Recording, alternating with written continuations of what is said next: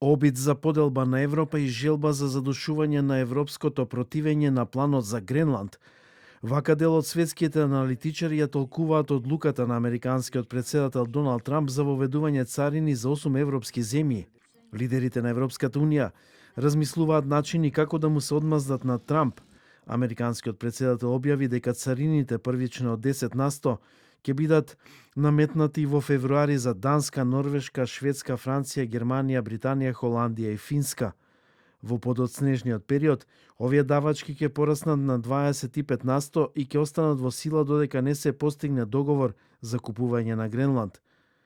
Во Брисел се почесто се споменува можноста Европа да го активира така наречениот инструмент против присила. Станува збор за моќен механизам за трговска одмазда, првично осмислен како средство за одвраќање на Кина, кој овозможува на Унијата да воведе царини и ограничувања за инвестиции кон држави кои вршат економски притисок. Данскиот министер за одбрана изрази жалење за тарифите што американскиот председател Трамп има намера да ги воведе на голем број европски земји. Мислам дека е неприфатливо да се таргетираат земјите кои сега ја преземаат одговорноста за нашата заедничка безбедност во НАТО.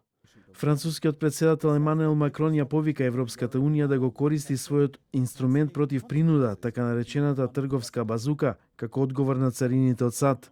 Европа нема да седи со скрстени раце. Европа ќе одговори на унифициран и координиран начин за да се обезбеди почитување на европскиот суверенитет.